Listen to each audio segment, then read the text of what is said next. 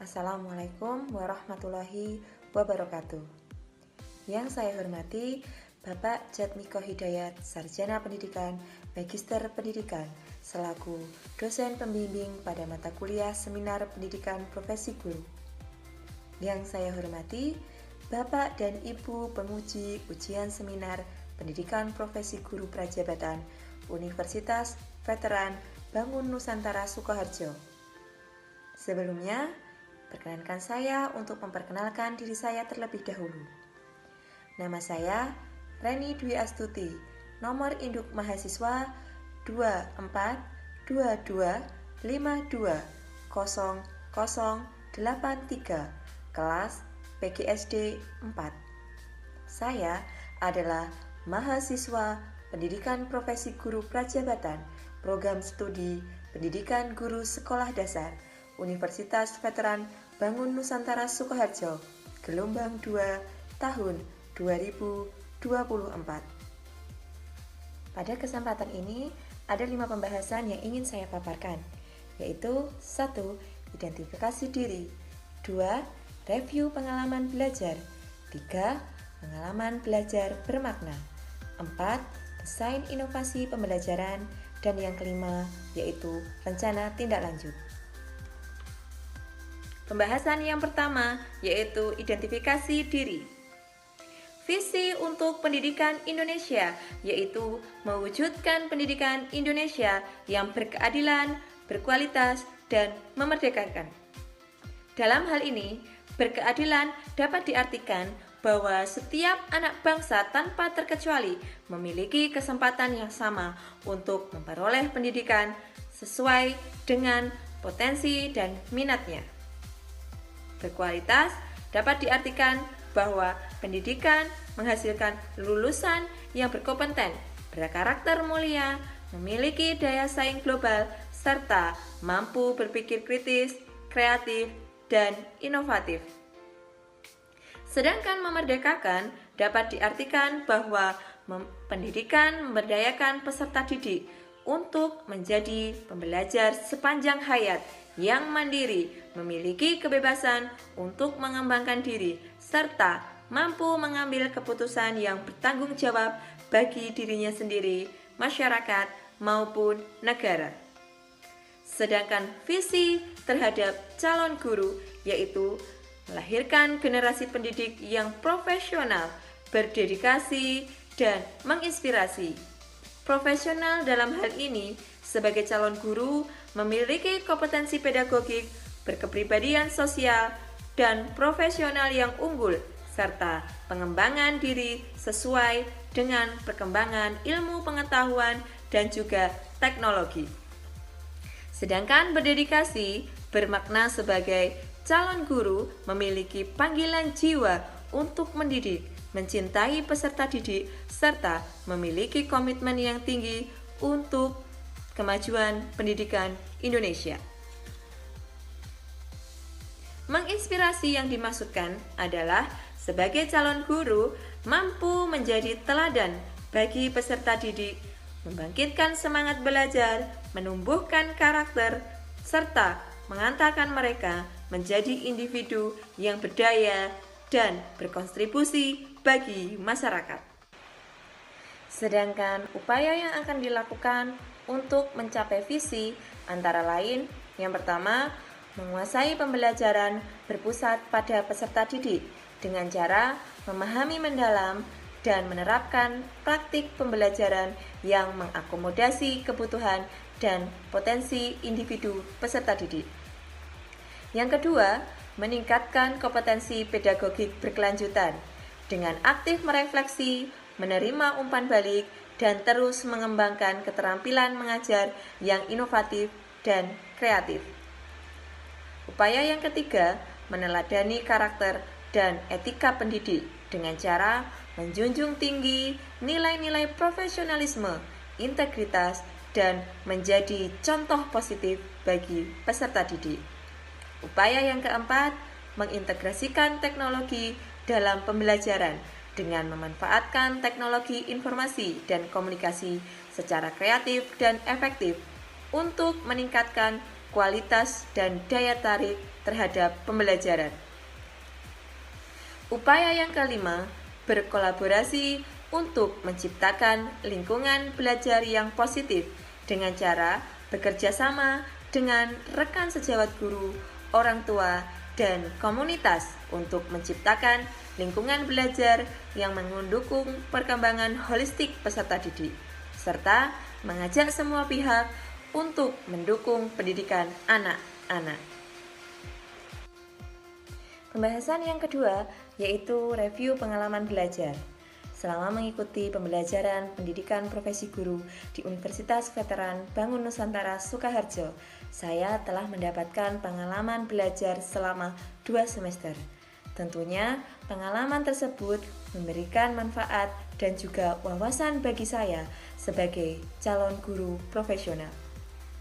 Pengalaman tersebut saya peroleh melalui beberapa mata kuliah baik pada semester 1 maupun pada semester 2.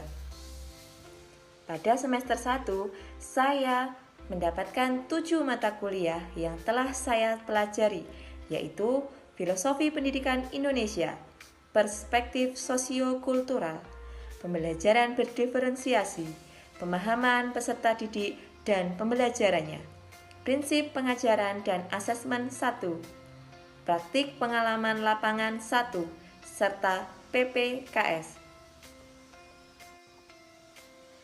Sedangkan pada semester 2 ada 6 mata kuliah yang telah saya pelajari, yaitu Pembelajaran Sosial Emosional, Computational Thinking, Prinsip Pengajaran dan Asesmen 2, Seminar Pendidikan, Proyek Kepemimpinan, serta Praktik Pengalaman Lapangan 2.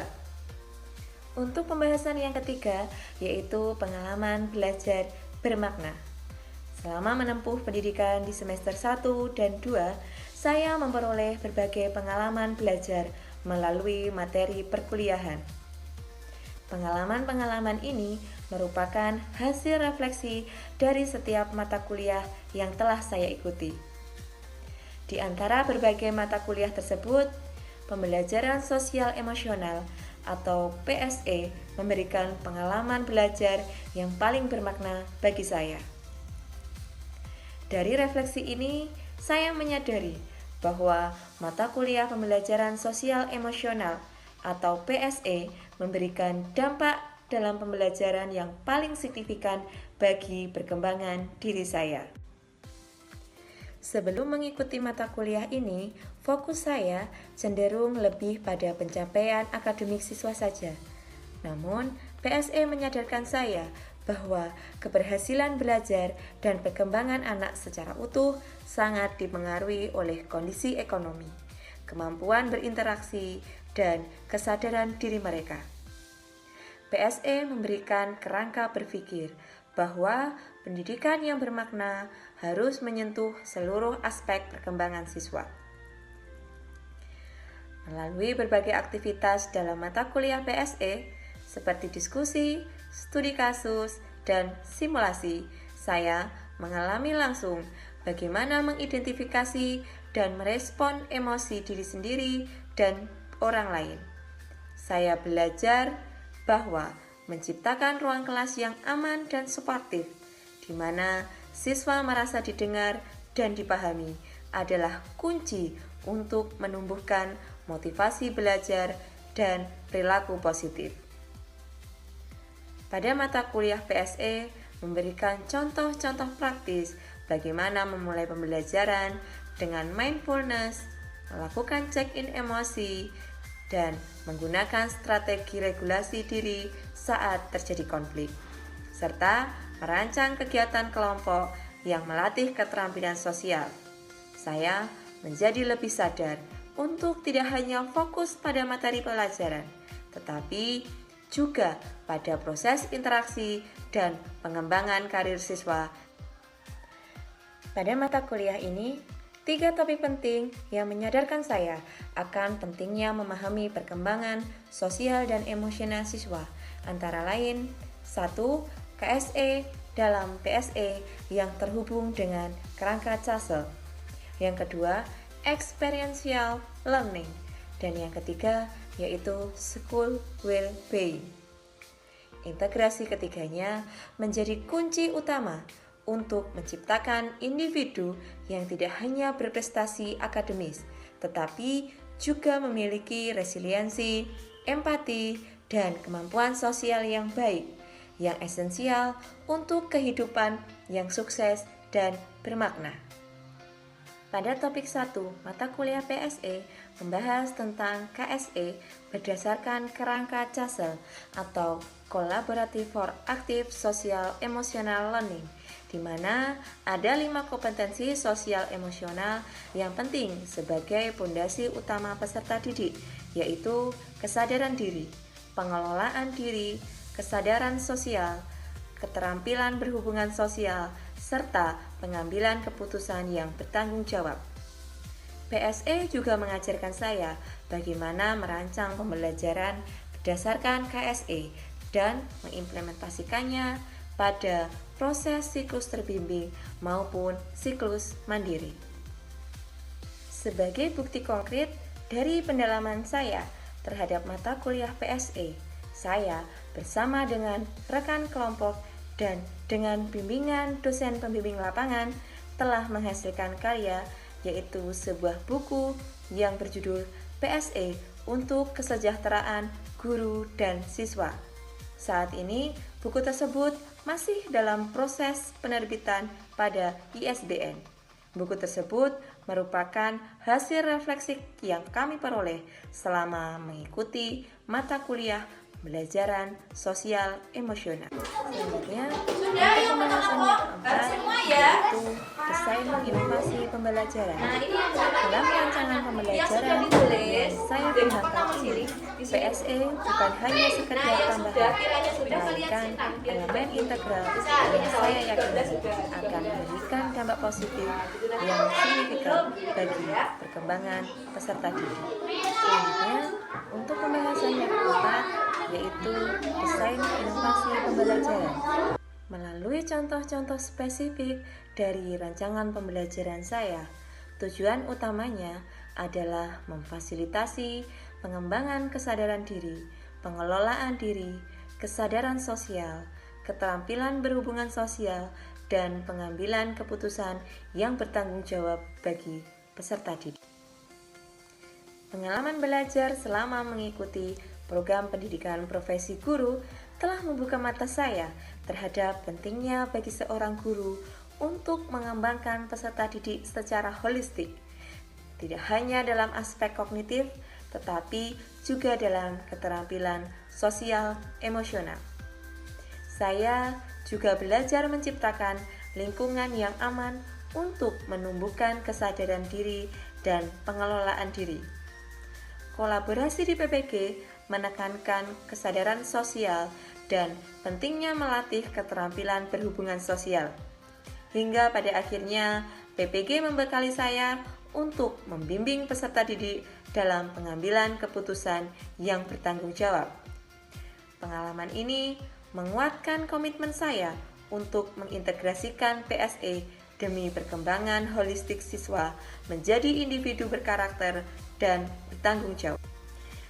Pembahasan yang kelima yaitu rencana tindak lanjut agar dapat mencapai tujuan pembelajaran bermakna terhadap visi untuk pendidikan Indonesia dan visi sebagai calon guru. Berikut rencana tindak lanjut yang dapat saya terapkan. Yang pertama, implementasi praktis dan adaptasi dengan cara menyusun rencana implementasi PSE yang terstruktur dalam modul ajar, mencari contoh-contoh konkret aktivitas PSE yang relevan dengan mata pelajaran dan tingkatan siswa. Upaya yang kedua, pengembangan kompetensi diri dengan cara mencari sumber-sumber belajar tambahan tentang PSE, baik buku, artikel, webinar, maupun pelatihan. Bergabung dengan komunitas guru yang memiliki minat pada PSE untuk berbagi pengalaman dan belajar bersama. Upaya yang ketiga yaitu berkolaborasi dan berbakti praktik baik dengan cara mengadakan diskusi informal atau pertemuan dengan rekan guru untuk berbagi pemahaman tentang PSE, mengusulkan kegiatan pengembangan profesional seperti workshop dan seminar tentang PSE di tingkatan sekolah. Upaya yang keempat, evaluasi dampak dan refleksi kritis dengan cara merancang instrumen sederhana untuk mengumpulkan data tentang perkembangan sosial emosional siswa, bisa dalam bentuk observasi maupun dalam bentuk angket. Selanjutnya, melakukan analisis terhadap data yang telah terkumpul dan merefleksi temuan tersebut, sehingga membuat penyesuaian terhadap strategi implementasi PSE berdasarkan hasil evaluasi tersebut. Dari pembahasan yang telah saya paparkan, pengalaman belajar selama program pendidikan profesi guru telah membuka mata saya terhadap pentingnya mengembangkan peserta didik secara holistik, tidak hanya dalam aspek kognitif, tetapi juga dalam keterampilan sosial dan emosional. Melalui pendalaman materi dan praktik, saya menyadari bahwa menciptakan lingkungan belajar yang aman dan suportif, di mana siswa merasa dihargai dan dipahami, adalah fondasi krusial untuk menumbuhkan kesadaran diri mereka dalam mengenali emosi dan potensi yang ada pada dirinya. Selain itu, PPG membekali saya dengan strategi untuk memfasilitasi pengelolaan diri siswa, membantu mereka mengelola emosi, menetapkan tujuan, dan menunjukkan ketekunan. Interaksi dan kolaborasi dalam perkuliahan dan praktik lapangan juga menggarisbawahi bahwa pentingnya kesadaran sosial, yaitu kemampuan memahami perspektif orang lain dan berempati. Saya belajar bagaimana merancang kegiatan pembelajaran yang mendorong keterampilan berhubungan sosial yang positif, seperti komunikasi efektif, kerjasama, dan resolusi konflik. Hingga pada akhirnya, PPG menekankan pada saya akan pentingnya membimbing siswa dalam pengambilan keputusan yang bertanggung jawab dengan mempertimbangkan konsekuensi bagi diri sendiri dan orang lain. Dengan demikian, pengalaman belajar di PPG tidak hanya membekali saya dengan pengetahuan pedagogik, tetapi juga dengan pengalaman dan pemahaman mendalam dan keterampilan untuk mengintegrasikan PSE dalam setiap aspek pembelajaran, dengan tujuan akhir memberdayakan siswa menjadi individu yang berkarakter, kuat, mampu berinteraksi secara positif, dan bertanggung jawab dalam kehidupan masyarakat. Sekian pembahasan yang dapat saya paparkan. Sekian, wassalamualaikum warahmatullahi wabarakatuh.